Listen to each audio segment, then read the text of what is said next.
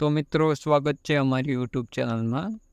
ખેડૂતો માટે સારા સમાચાર. 2 લાખ સુધીની લોન માફ કરવામાં આવી રહી છે.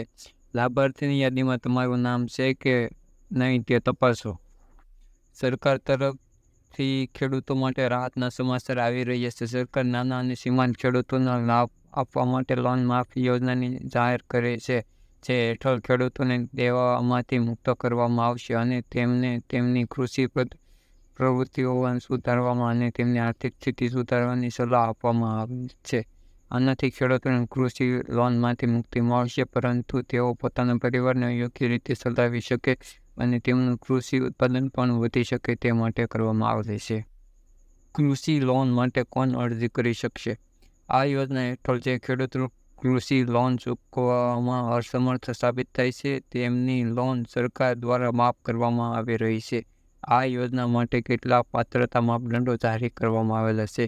તે પાત્રતા માપદંડ હેઠળ આવતા ખેડૂતોની કૃષિ લોન માફ કરવામાં આવી રહી છે અને જેમાં નામ માફ કરવામાં આવ્યું છે તેમના ખેડૂતો લોન માફ યાદી હેઠળ જારી કરવામાં આવેલી છે.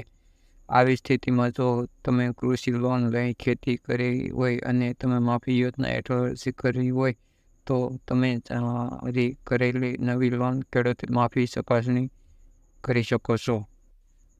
ખેડૂતો લોન માફી યોજનાની પાત્રતા. જે ખેડૂતો કૃષિ કાર્ય માટે બેંક પાસે લોન લીધેલી છે તેમને લોન માફ કરવામાં આવી રહી છે. જે ખેડૂતો વાર્ષિક આવક 1,90,000થી ઓછી છે તેમને કૃષિ લોન માફ માટે પાત્ર છે. ખેડૂતોનું નામ BPL કાર્ડ હેઠળ આવે છે તેની કૃષિ લોન માફ કરવામાં આવી રહી છે.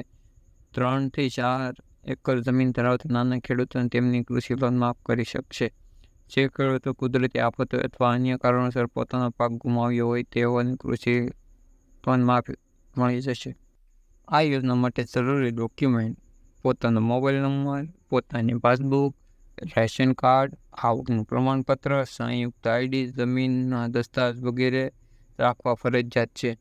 તો મિત્રો, આ યોજનાની અરજી કેવી રીતે કરવી, ફોર્મ ક્યાંથી ડાઉનલોડ કરવું અને અરજી ફોર્મ ક્યાં દેવાનું તેની વાત આ વિડીયોની અંદર ડિસ્ક્રિપ્શન આપેલી છે. તો વિડીયોને લાઇક, ચેનલને સબસ્ક્રાઈબ કરજો અને વિડીયોને શેર કરજો.